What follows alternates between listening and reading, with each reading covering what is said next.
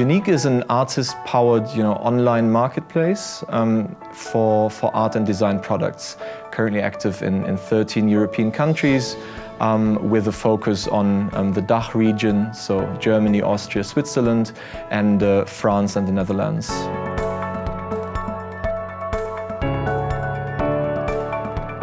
I think the most crucial topic at the moment would be what we refer to as individualization at scale. Because we sell design and art products, lifestyle products essentially, that also due to their pricing are in an impulse buy range. The products need to really appeal to every individual because nobody buys them out of necessity. So it might be a little bit more of a harder pitch. And that's why, it needs to be as relevant as it can, both on the acquisition side, user acquisition side, but also when it comes to on-site behavior and actually driving that conversion on our website.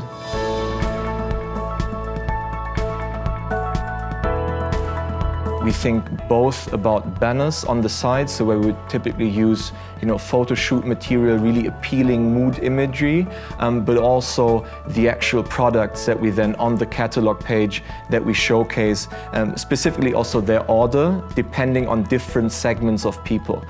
So one very straightforward example would be, what does a first-time user see as opposed to somebody who has been onto our site already.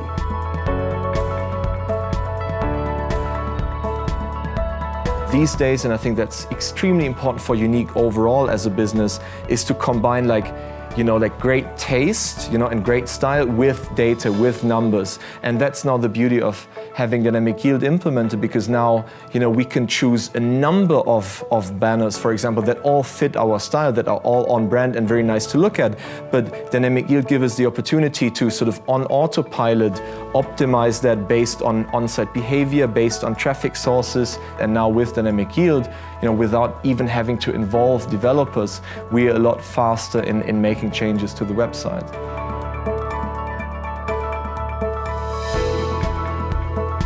When we decided to go with Dynamic Yield, what really convinced me were two things.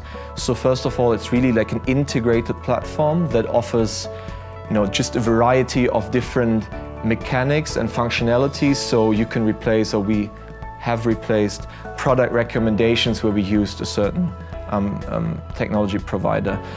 But we can also optimize landing pages. We can optimize and individualize the content shown on the page. We can show, based on on-site behavior, we can show pop-ups and notifications and for that, beforehand we also had an individual provider. So, just having that all accessible, built on one coherent data set, that was really powerful. And at the same time, the speed to market, or the speed of implementation and seeing changes, think about and then implementing them and then seeing them live very, very quickly.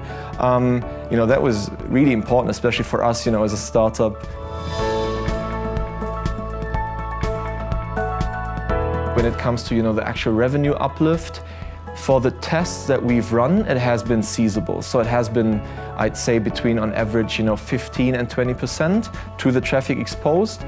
Having said that, I think on our end, what we now need to do is we're currently scratching the surface. There is so much to do, so many optimizations, segmentations you can run, just to increase the number or the amount of traffic being exposed to these experiments, to these optimizations. So that's really important, so that we can get to that uplift of 15-20% across the board. I think that is something that we now really look at.